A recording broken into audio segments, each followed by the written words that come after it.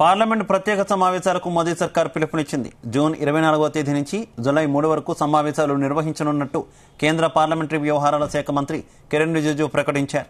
18వ లోక్సభ మొదటి సెషన్ను జూన్ 24 నుంచి జూలై 3వ తేదీ వరకు నిర్వహించనున్నట్టు వెల్లడించారు. ఈ సమావేశాల్లో కొత్తగా ఎన్నికైన సభ్యుల ప్రమాణం, స్పీకర్ ఎన్నిక ఉంటుందని తెలిపారు.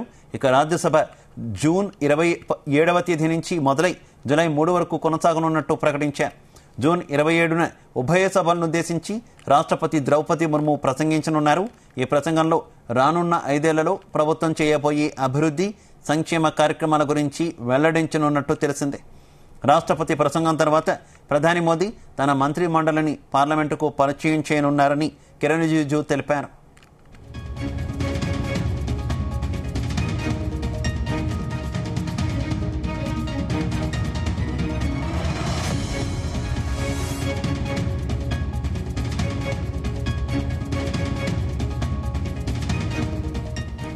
మోదీ 3.0 ప్రభుత్వ ఏర్పాటులో కీలకంగా ఉన్న టీడీపీ, జేడీయూ లోక్సభ స్పీకర్ పదవి ఆశిస్తున్నట్టు సమాచారం.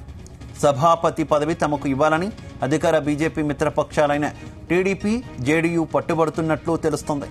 BJP MP Purandeswari, TDP MP Harish Mathur speaker రేసులో ఉన్నట్టు వార్తలు వస్తున్నాయి. అయితే ఇదే సమయంలో రాజస్థాన్ కోటా నుంచి లోక్సభకు ఎన్నికైన ప్రస్తుత స్పీకర్ ఓం బిర్లాకు మరోసారి అవకాశం ఇవ్వవచ్చన్న అంచనాలు ఉన్నాయి. కేంద్రంలో కొత్త ప్రభుత్వంలో ప్రమాణ స్వీకారం చేసిన కొత్త మంత్రులు బాధ్యతలు చేపడుతున్నారు.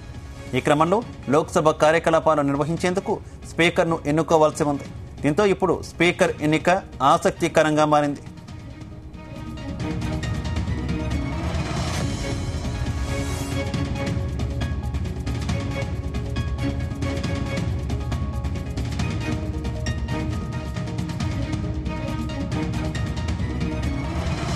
ఇక రాష్ట్రపతి ప్రసంగంపై ధన్యవాదాలు తెలిపే తీర్మానంపై చర్చకు ప్రధాని మోదీ సమాధానం ఇవ్వనున్నారు.